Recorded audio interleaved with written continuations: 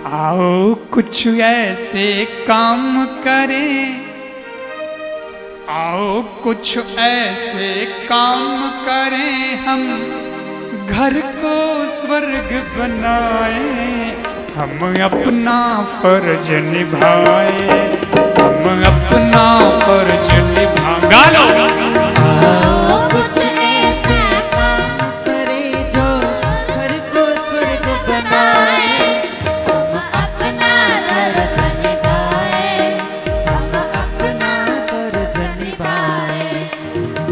एक शब्द है, मेरी कथा का मूल उद्देश्य यही है, जिस टॉपिक पे मैं बात कर रहा हूं। मैं कथा करूं, मैं 7 दिन आपके बीच रहूं, आप आए सुने, लेकिन आप 7 दिन पहले जैसे थे वैसे ही 7 दिन बाद रहो, तो कथा का मतलब क्या रहा, मेरे आने का मतलब क्या रहा। तुम्हारे घर में लड़ाई झगड़े टंटे चलते रहे होंगे, लेकिन कथा होने के बाद घर में प्रेम की गंगा बहनी चाहिए, तब कथा सुनना सार्थक है, तब कथा करना सार्थक है, आपका कथा करवाना सार्थक है, सुनना सार्थक है। एक शब्द आपने सुना होगा, हाँ मैंने मारवाड़ी में भी उपयोग में होता है, कोई चीज फट जाए कर जाए तो उसको वापस जोड़ते तब कहते हैं इसको सांध दो। क्या कहते हैं? सांध दो, इसको सांध दो, मतलब वो कपड़ा वपड़ा भी फट जाता है तो उसमें सांध लगा दो, वापस सील दो। सीलने का मतलब वापस काम आ जाएगा। फट गया था तब काम नहीं आ रहा था, लेकिन जब उसको वापस सील दिया तो क्या हो गया? वापस काम आने लग गया, पहनने जैसा हो गया, अपने उपयोग में लेने जैसा हो गया। तो देखो भाई, परिवार में कभी कभी कहा सुनी तो हो जाती है, कभी कभी कपड़ा रिश्ते का फट जाता है, लेकिन उसको सुई और धागा प्रेम का लेके वापस सांध देना, वापस सील देना, तो वो आपके काम आ जाएगा, जिंदगी भर काम आ जाएगा। घर की तो बात है, बारे जावे जने तो आदमी होचे कि भाई नवा कपड़ा लाना पड़ी, पर गर्रा घर में तो सीलन भी चला लेवा, तो अपने घर परिवार के लोग तो हम सांध सकते हैं ना रिश्तों को। इसलिए पंक्ति को सुनिएगा, हमसे जो टूट गए रिश्ते, हमसे जो टूट गए रिश्ते, हम उनमें सांध लगाए, हम अपना फर्ज निभाए, हम अपना फर्ज निभाए। कुछ ऐसे काम करें जो घर को स्वर्ग बनाए, हम अपना फर्ज निभाए। नया भजन है, ऐसा भजन नहीं सुना होगा आपने। आपने महादेव के भजन सुने, हमने भी गाए सुनाए, लेकिन ये भजन आज की जमाने का भजन है, ये जरूरत है, इसलिए सुना रहा हूं। आओ कुछ ऐसे काम करें, आओ कुछ ऐसे काम करें, कैसे कि घर को स्वर्ग बनाए, हम अपना फर्ज निभाए, हम अपना फर्ज निभाए।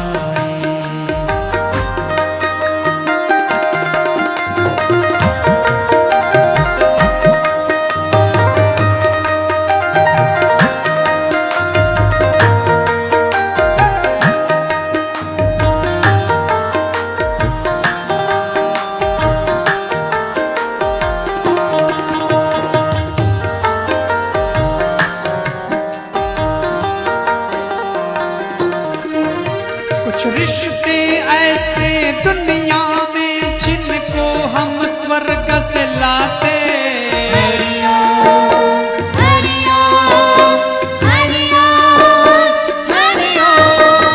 कुछ रिश्ते ऐसे दुनिया में जिनको हम स्वर्ग से लाते, जिनकी ममता की छाया में हम जीवन भर सुख पाते,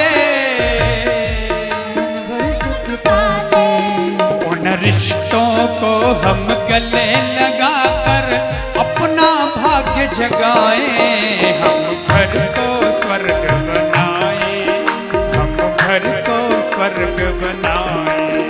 आओ कुछ ऐसा काम करें जो घर को स्वर्ग बनाए, हम अपना फर्ज निभाए।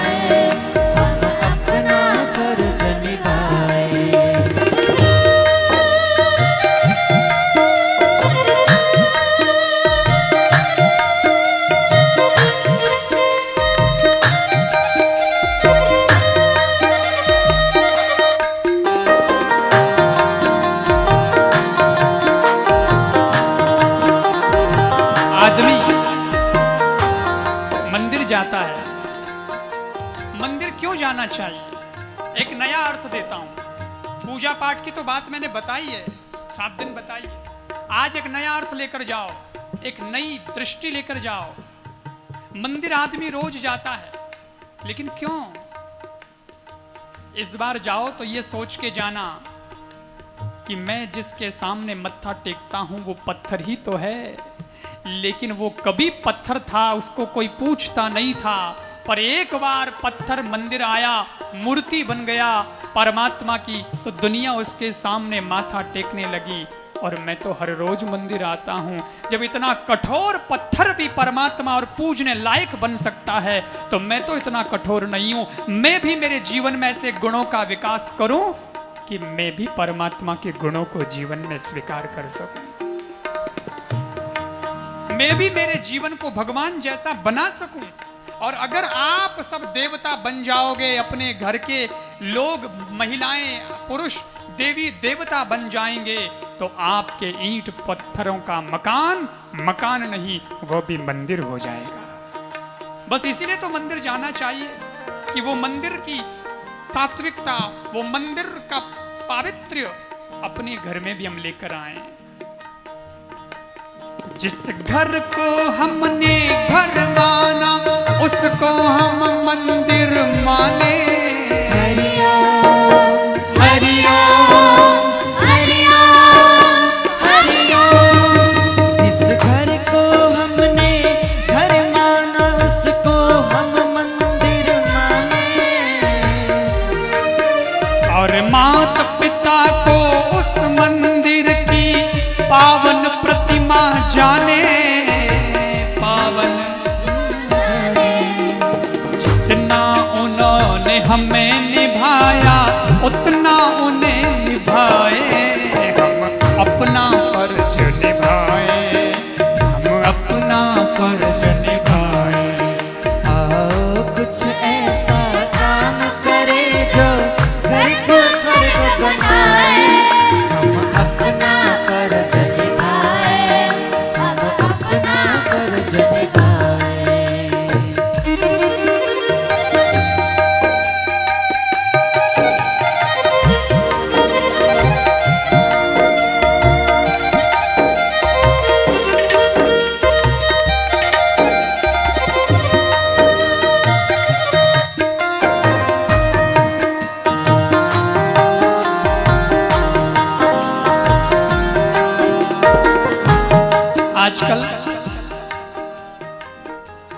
आजकल होता क्या है, कभी ज्यादा बड़ा परिवार होता है तो कुछ कहा सुनी हो जाती है, भाइयों भाइयों में भी हो जाती है। देखो भाई, मतभेद तो हो सकता है। ये माथा है ना, भगवान ने एक साइज का किसी को नहीं दिया।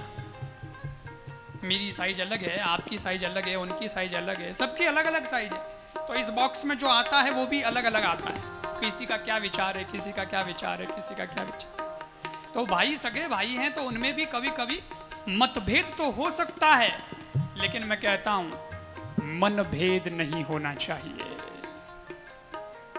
और उसको ही तो मिटाना हमारा कार्य है, इसीलिए तो हम आते हैं, इसलिए तो हम बोलते हैं। बाकी मेरे को क्या करना, मेरे तो कोई परिवार लेके कोई बैठना नहीं है। लेकिन मैं कहता हूँ ये सब जो हमारे सुनने आते हैं लोग, ये सब हमारा ही परिवार है। वसुधैव कुटुंबकम की बात करने वाला मैं हूं, संकीर्ण नहीं हूं। अयम निजः परो वेति। वसुधैव कुटुंबकम की बात करने वाले लोग हम हैं, इसलिए पूरा विश्व हमारा परिवार है, उस भाव से चलते हैं। गणना नाम लघु चेतसाम नहीं है, संकीर्ण नहीं है। तो भाई भाई उनको कैसे जोड़ा जाए, उनको कैसे किया जाए, उसका एक फॉर्मूला देता हूं। अगर आपको कहीं जरूरत पड़े तो उपयोग में ले लेना, केवल फॉर्मूला दे रहा हूं। फॉर्मूला इतना, एक महाराज थे, सो गए, किसी ने बुलाया होगा भगत ने, महाराज गए उस भगत के घर, भोजन प्रसादी हुई, भोजन प्रसादी हुई तो महाराज ने पूछा, आप का पूरा परिवार यहाँ उपस्थित है, आपके भाई वगैरह? बोले महाराज भाई का नाम मतलब भाई तो मेरे भाई के उसके बनती नहीं है। कहाँ रहता है? अरे है तो पड़ोस में ही। महाराज जी ने कहा अच्छा कोई बात नहीं बनती। संत भी संत थे, कमाल के संत थे, उनको कोई वो तो परवाह नहीं थी कि हमें कोई बदनाम कर देगा, हमें कोई क्या कह देगा। उनको कोई ज्यादा लाग लपेट नहीं, भेंट पूजा की भी कोई चाहत नहीं, उनको तो बस समाज सुधार करना। सोचने लगे हमने इसके घर का भोजन किया है, अन्न खाया है, इसके घर में जो फूट पड़ी है वो अगर निकली नहीं तो फिर हमारे भोजन करने का क्या मतलब। तो संत जी बाहर निकले भोजन करके, और जो पास वाला घर था वो उसके भाई का ही घर था। तो महाराज बिना आमंत्रण के उसके घर चले गए। जब महाराज गए तो अगला एकदम से विचार करने लगा, अरे महाराज मेरे घर आ गए, आओ आओ आओ महाराज बैठो बैठो बैठो। सोफा सेट पे महाराज को बैठाया और फिर लाओ लाओ ड्राई फ्रूट लाओ, ये लाओ वो लाओ महाराज को भाई कुछ। महाराज बोले भैया ये तो बस ठीक है। अरे महाराज भाग्य जग गए, आप संत हमारे घर आए, हमारे तो भाग्य जग गए। महाराज बोले नहीं भैया हम तो आपको जानते भी नहीं है, वो क्या है दरअसल ये पड़ोस का घर है ना, इसने हमको बुलाया था भोजन के लिए, सो ये भगत है तो हम इसके घर आए भोजन करने के लिए, तो तुम्हारे घर भी आ गए। जैसे ही उसने ये सुना कि महाराज तो हमारे भाईरे घरों आया है तो क्या हमारा बाग फूट गया। महाराज की हमार तो क्या हो तो बाग जग गए और हमें बाग फूट गया। अरे बोले उसके घर जाके आए तो महाराज फिर तो मतलब ही नहीं है, क्योंकि वो मेरा दुश्मन है, जानी दुश्मन है, और जो उसके घर जाता है वो भी मेरा दुश्मन है, अब आप भी मेरे दुश्मन है। अरे महाराज ने कहा यार ऐसे क्या करता है, दुश्मन काहे का? मैंने तो सुना वो तेरा भाई है। अरे बोले भाई काहे का भाई, दुश्मन है। आप क्या जानो महाराज हमारे भाई भाई की लड़ाई 15 साल हो गए, कोई भाई भाई नहीं है हमारा, वो तो ऐसा है वो तो ऐसा है, काफी बोला। महाराज बोले अच्छा 15 साल से लड़ाई है तुम्हारे घर में? बोले हाँ। महाराज ने कहा तो ये लड़ाई मैं मेट दूं तो? कैसे मिटोगे? भारत पाकिस्तान की मिट सकती है पर हमारी नहीं मिटेगी। अरे कोशिश करने में क्या है भाई? बोले कर लो कई कोशिश करी अटकी को नहीं फर्क पड़े। महाराज ने कहा एक कोशिश मुझे भी करने दे। अच्छा टोटका जानो कहीं, कोई टोट को करो। महाराज ने कहा टोटके वाला बाबा मैं नहीं हूं, लेकिन फिर भी एक मॉडर्न टोटका जानता हूं, नया एकदम नवीन टोटका, और वो करता हूं तो उससे जरूर फायदा होता, कईयों को हुआ है तेरे भी हो जाएगा। बोले ठीक है करो टोटका करो। महाराज ने कहा एक काम करना पड़ेगा टोटके के लिए, 5 साल पुराना कैलेंडर तुम्हारे घर में हो, तारीख वाला कैलेंडर जो दीवार पे लटकाते ना, कालदर शकर वो ये जो कैलेंडर होता है ना तारीख वाला, 5 साल पुराना कैलेंडर चाहिए, लाके दे दे, मैं अभी टोटका करता हूं। वो बोला महाराज नहीं मिलेगा, 5 साल पुराना कैलेंडर घर में कौन रखता है, पिछले साल का भी नहीं है, 2022 गया तो हमने तो कैलेंडर भी फेंक दिया, अब काम का ही नहीं है। क्यों? अरे बोले वो तारीख गई, वो डेट गई, वो दिन गया, आप करें क्या उसको रख के? घर में तो ऐसे ही जगह कम है, फेंक दिया, फाड़ फुड़ा के पूरा कर दिया या रद्दी के भाव बेच दिया। 2023 का मिलेगा, बाकी 5 साल पुराना कैलेंडर नहीं मिलेगा। संत बोले यही तो टोटका है भले आदमी, तू कह रहा है 15 साल से हमारे भाई भाई का झगड़ा चलता है। अरे भाई 5 साल पुराना कैलेंडर घर में नहीं रखते हो तो 15 साल पुराना झगड़ा घर में काहे को रखते हो, उसको भी निकाल फेंको। 15 साल हो गए और अभी तक तुम लेके घूम रहे हो, फलाने ने मेरे को ऐसे कह दिया, ये क्यों कह दिया, वो क्यों कह रहे। कोई दिन ऐसा खराब आ गया होगा, कोई पैरों के नीचे जमीन ऐसी आ गई होगी, उस दिन कोई समय ऐसा चल रहा होगा कि तेरा भाई था और बोल गया। आज 15 साल हो गए, तेरा भाई भी मैच्योर हो गया है, अब वो भी समझदार हो गया है, अब समय भी बदल गया है, आओ और गले लग कर के प्रेम से मुलाकात करो, क्योंकि भाई तो भाई ही होता है। मां भ्राता भ्रातरम द्वेक्षत शास्त्र कहता है कि अपने भाई से कभी बैर मत लेना, और बात भी सही है। राम जी के पास सुविधा नहीं थी, वो वनवास में थे, उनके पास में लाभ लश्कर नहीं था, किसी राजाओं ने साथ नहीं दिया, साथ देने वाले भी बंदर भालू। बोलो, उनको तो मैनेज कैसे करना, उनको मैनेज करना ही बहुत मुश्किल है, लेकिन वो साथ देने वाले। और राम जी खुद वनवासी, कोई सुविधा नहीं, रावण के पास लंका सेना भी तगड़ी, शस्त्र भी तगड़े, लेकिन उसके बाद भी रावण हार गया और राम जीत गए, जबकि रावण जीतना चाहिए था। सुविधा तो रावण के पास ज्यादा थी। पूछा गया, रावण तो बहुत विद्वान है, तेरे पास में ऐसी क्या बात तू बता सकता है कि तू हार क्यों गया इतनी सुविधा के बाद भी, और मैं जीत कैसे गया असुविधा के बाद भी। रावण ने कहा, तुम जीत गए राम, सुविधा नहीं थी, मैं हार गया राम, बहुत सुविधा थी। कारण एक है, तुम्हारा भाई तुम्हारे साथ था और मेरा भाई मेरे खिलाफ था।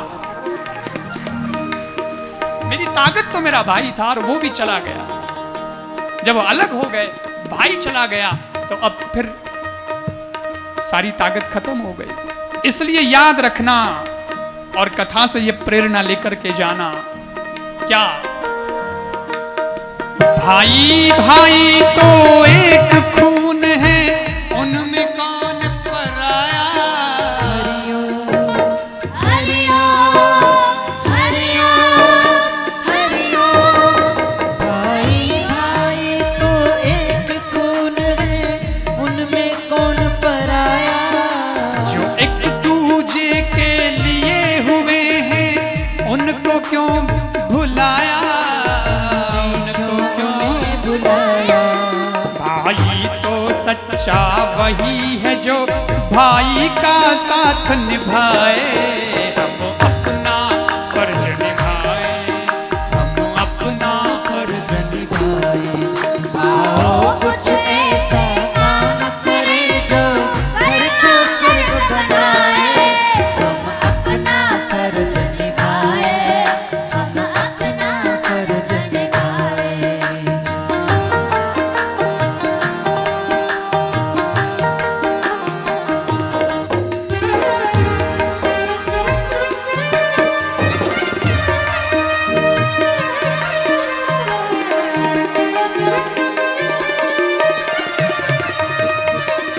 अंतिम विषय, परिवार के रिश्तों का अंतिम विषय निवेदन कर रहा हूं।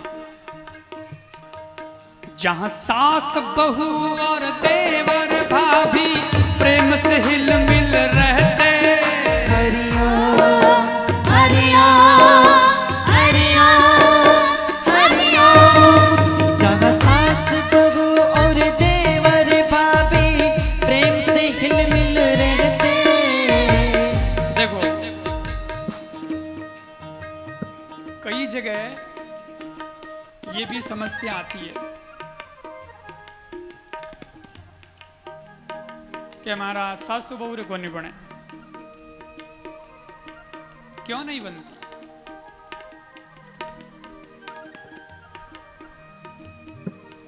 मैं कहता हूं, प्रेम से रहा करो, सासू को अपनी माँ समझो। बहुओं से कहता हूं यही कहीं, और क्या, सासू को अपनी माँ समझो। वह बहू मैंने कही के महाराज कई हम जे माँ हम जाजे तो ठीक है, पर मारी हंस तो चामुंडा माँ है, पचे तो डर लगे। मैं कहता हूं प्रेम से रहा करो। बहू कहती है महाराज क्या प्रेम से, सासू हमारी ऐसी, सासू हमारी ऐसी, सासू हमारी ऐसी। मैंने कहा निभाओ, सासू तो बदलेगी नहीं, जो मिल गई सो। अरे बोले कितना निभाएं, कब तक निभाएं? आप तो हमेशा कहते हो निभाओ निभाओ, कितना निभाएं? आप कब तक निभाएं? आप डेट तो बताओ। मैंने कहा मैं डेट बता रहा हूं, नोट कर लो, मैं डेट बता रहा हूं कब तक निभाना। मैंने कहा जितने साल का पति मिला है उतने साल तक अपनी सासू को निभा लो। बात खत्म। समझ में नहीं आया? हमारे यहाँ शास्त्र में लिखा है 25 साल तक ब्रह्मचर्य पालन होता है, उसके बाद शादी होती है। तो नियम कहता है 25 साल की उम्र में शादी होनी चाहिए। आजकल थोड़ा जल्दी कर लेते हैं, कोई बात नहीं, क्योंकि उम्र भी कम हो गई ना, तो जल्दी कर लेते हैं। लेकिन फिर भी 22-23 साल की उम्र में तो करते ही हैं। तो भाई एवरेज मान लो कि भाई 25 साल की उम्र में शादी की, तो पति मिला 25 साल का, इतने ही साल तक सासू को भी निभा लो, उसके बाद निभाने की नौबत ही नहीं आएगी, क्योंकि डोकरी अमर थोड़ी है, आखिर तो उन्हें टिकट कटी और 25 साल में तो वो भी ठंडी पड़ जाएगी, जो कहना होगा वो पहले कह देगी, फिर तो शांति से रहेगी। तुम इतना नहीं निभा सकते। कई बहुएं बोलती है महाराज सासू के और मेरे तो बिल्कुल भी नहीं बनती, मैं सासू से तो नहीं निभा पाऊंगी। मैंने कहा आदर करो उसका। अरे बोले क्या आदर करो, आदर करने योग्य है ही नहीं वो। मैंने कहा नहीं, एक प्रश्न का जवाब दो, आपके पति तो अच्छे हैं? अरे बोले वो तो बहुत अच्छे हैं, देवता है, वो तो बहुत अच्छे हैं। मैंने कहा तो ठीक है, फिर तो काम बन गया। बोले कैसे?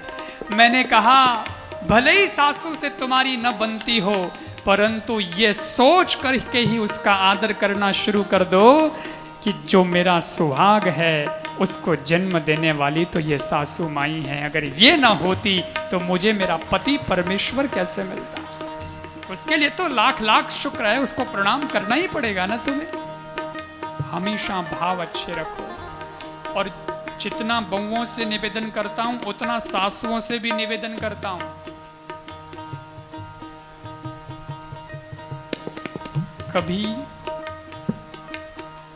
कभी कोई बहू अलग हो जाए, अपने पति को लेके चली जाए, तो लोग हमेशा कहते हैं इनमें इस लक्षण ठीक नहीं, वेला जने न्यारी हुई, आ ठीक नहीं है, जने न्यारी हुई, जने अलग होया। आहा, हमेशा ऐसा नहीं होता। अलग होने का कारण हो सकता है कि कहीं डोकरी भी एड़ी हुए कि उन लक्षण ठीक नहीं हुए। इसलिए सासू को भी उतनी ही सुधार की आवश्यकता है जितनी बहू को है। क्या करना चाहिए? एक बात याद रखो, अगर घर को मिला के चलना है तो जब बेटे की शादी हो जाए और घर में बहू आ जाए तो बहू के सामने बेटे को फटकारना बंद कर दो। मां भी ना फटकारे और पिता भी ना फटकारे। देखो व्यवहारिक बात बता रहा हूं, आपने गर्री बात बता रही हूं मैं। ए बता थोने काम आवेला। बहू के सामने बेटे को फटकारना जब तक ब्याह नहीं वे जिते हाका कर सको भाई, क्योंकि होने नालों कौन है, बाप और बेटा दो ही तो है, गर्री घर में निपट गया। लेकिन बहू आ गई है तो उसके बाद में आप ये मत कहो अरे तू ध्यान कौन देवे, थोई होन कहीं कोई गड़बड़ी हो भी जाए बेटे सो तो कमरा में कह देना खूणा में केवल ध्यान रख। लेकिन बहू के सामने अगर आप ऐसा कहोगे तो फिर बहू कमरे में जाके क्या करेगी? क्या है, पिताजी के सामने तुम्हारी कोई इज्जत ही नहीं है, वो तो तुमको ऐसे डांटते हैं, ऐसे फटकारते हैं। ये क्या मतलब है? तुम क्या पति परमेश्वर हो मेरे? कोई इज्जत ही नहीं है तुम्हारी घर में, मेरे को नहीं रहना इस घर में। क्या हम माँ बाप के बिना, सास ससुर के बिना जीवन नहीं जी सकते क्या? मैं तो अलग हो जाऊंगी। फिर गड़बड़ होती है और फिर उसके मन में भी विचार बदलता है और घर टूटने लगता है। फिर वो बहू है भाई, सहन थोड़ी करेगी, वह भी शक्ति है। पुराना जमाना में गैस नहीं आ चूल्हा जन थोंटा है, चूल्हो जलतो जने उनमें आग अगर बुझ जाती नहीं, जने एक बूंगड़ी होती, बूंगड़ी, उन बूंगड़ियों फूंक मारता। वो वे दिन जिन देखियो वन था, बूंगड़ियों फूंक मारता जोरू प्रेशरू, जन वह आग पाची चेतन हो जाती, चूल्हो पाचो जल जातो। ठीक है, अब चूल्हा रा जमाना तो गया परा, हमें वह बूंगड़ी पड़ी रहे, कौम की नहीं आवे। लेकिन मने एक जनो कहो कि महाराज वह बूंगड़ियों फूंक वह चूल्हा में तो हमें मारी जे नहीं, क्योंकि चूल्हा तो गया, हमें उन बूंगड़ियों लुगई धनी रे कौन में फूंक मारे। कई मंत्र पढ़े जो अगले दिन ही घर टूट जा। तो ऐसी नौबती क्यों आने दो भाई? ध्यान रखो अपने घर परिवार में, सबको लेकर के चलो अपने। और सास जी को कहता हूं टोका टोकी बंद करो। अगर घर में आपको सेवा करवानी है बहुओं से तो ज्यादा टोका टोकी मत करो। एड़ा कपड़ा की कर पहन लिया, धुआं साड़ी की कर पहन ली, माने पूछे बिना खरीदारी की कर ली, थने ठा नहीं है गर्री माल की धुआं है मैं हूं। अरे कई आते नहीं आले, 2 दिन की जिंदगी है और जिस दिन बुढ़ापा आया और ये हाथ पर हमारे हिलने शुरू हो गए उस दिन मालिक हम नहीं, मालिक तो बहुएं ही होगी। इसलिए अब धीरे धीरे उनको चाबियां संभलाना शुरू करो। बोला बेटा तारे जच्चे जो पहन पर की पहन तो करी। आजकल तो जमानो ही अड़ो है कि कपड़े ही कम पहने, कुछ भी पहन लेकिन पहन तारे जच्चे जो ही पहन। अच्छा आप एक बात और याद रख लो, आपके घर की लड़ाई समाप्त होने का एक बहुत बढ़िया फॉर्मूला बता रहा हूं, इसको नोट कर लो। जब बहू आ गई है, किसी परिवार की बेटी आपके घर बहू बनकर के आ गई है, तो अब उसको कभी भी उसके पीहर के लेवल से जज मत करो। क्या कहा मैंने? उसके पीहर के लेवल से उसको तौलना बंद करो। क्या होता है, पीहर में आर्थिक स्थिति ठीक होती है बहू के तो इधर उसके स्वागत का, सम्मान का, सत्कार का लेवल बढ़ जाता है। अरे सा मोणी बींदड़ी तो मोणी बींदड़ी है कई कहनो सा। और उधर पीहर में अगर उसका आर्थिक लेवल कमजोर होता है तो इधर उसके सम्मान में भी कमी आने लगती है। क्यों? ये तो भेदभाव हो जाएगा।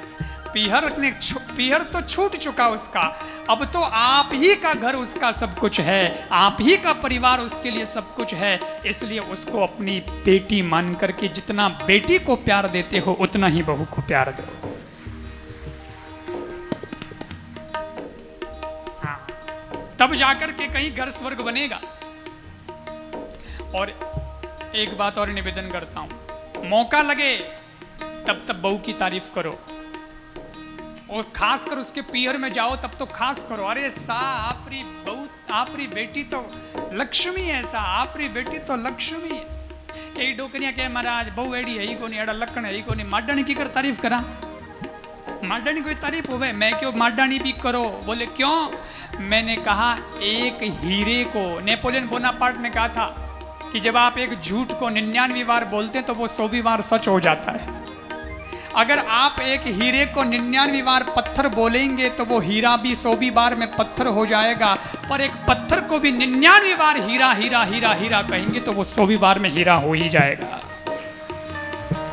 आज बहू सेवा नहीं करती पर पीहर में जाके कहो आपरी बेटी तो लक्ष्मी है, जे तू आई है सब आनंद है, नौनंद है, घर में बहुत बढ़िया है, खूब सेवा करे, काम भी घणो ही करे, मेहमानों ध्यान रखे, माने पसंद है जेको भोजन बनावे। और रात रात सोवा जे इतनी मोटी दूधरी मसालो गाल परो, दूधरी गिलास पावे ने पाओ भले पानी रो गिलास ही मत पाओ, पर तारीफ तो करो।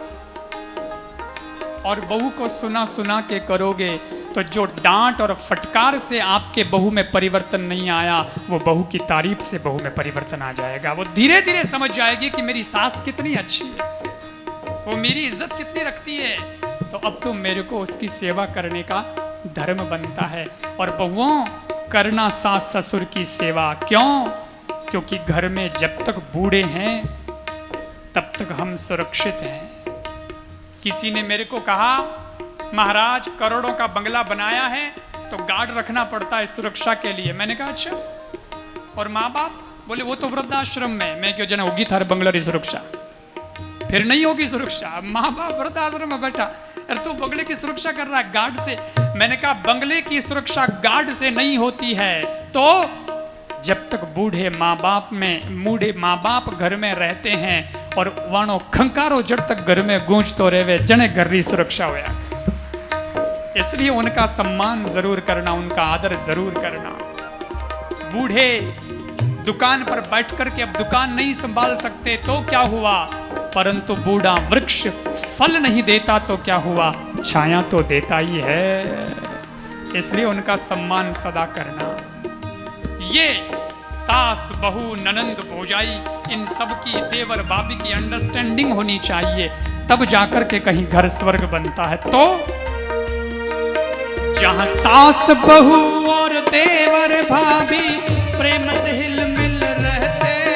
जहाँ सास बहू और देवर भाभी प्रेम से हिल मिल रहते। जहाँ संस्कारों की दौलत है यार मर्यादा को जीते। मर्यादा को जीते। वहाँ चंद्र स्वयं लक्ष्मी जी आकर, चंद्र स्वयं लक्ष्मी जी आकर अपना धाम बनाए। हम अपना फर्ज निभाए, अपना फर्ज निभाए। आओ कुछ ऐसे काम करें जो घर को स्वर्ग बनाए। हम अपना फर्ज निभाए, हम अपना फर्ज निभाए। हमसे जो टूट गए रिश्ते, हमसे जो टूट गए रिश्ते, हम उनमें सांध लगाए। हम अपना फर्ज निभाए, हम अपना फर्ज निभाए। अपना फर्ज निभाए, हम अपना फर्ज निभाए।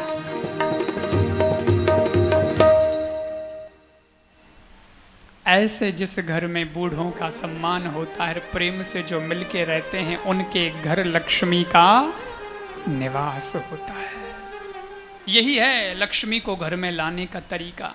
महादेव की पूजा करिए और महादेव से सीख लेकर के परिवार में प्रेम बना के रखिए, फिर देखो कैसे लक्ष्मी बरसती है आपके घर में। मैं तो कहता हूं कि आप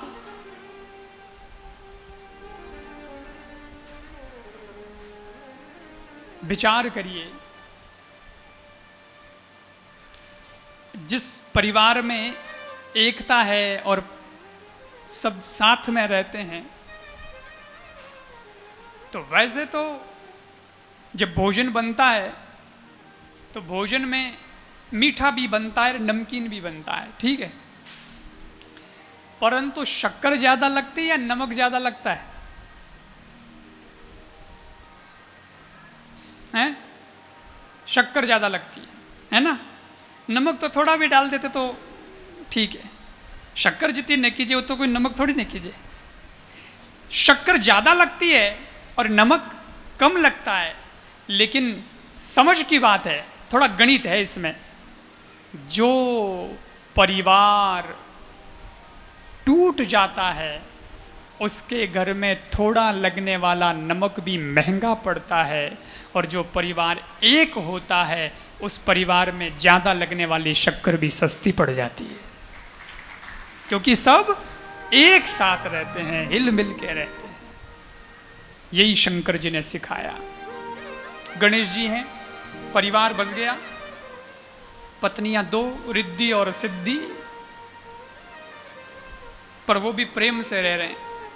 और मैं कई बार हंसता हूं, मैं कहता हूं गणेश जी की पत्नियां 2, रिद्धि और सिद्धि, आदमी के है एक, वो भी है पूरी जिद्दी। तभी तो बन नहीं रही, इसलिए जिद छोड़ दो, अपनी ही चले। ऐसा नहीं आप एक वाक्य 2 वाक्य हैं, एक वाक्य घर को तोड़ता है, एक वाक्य घर को जोड़ता है। मेरी ही चले ये घर को तोड़ने वाला वाक्य है, लेकिन मेरी भी चले ये घर को जोड़ने वाला वाक्य है। इसलिए जिद छोड़ो, मेरी भी सुनो, बस प्रेम से चलाओ।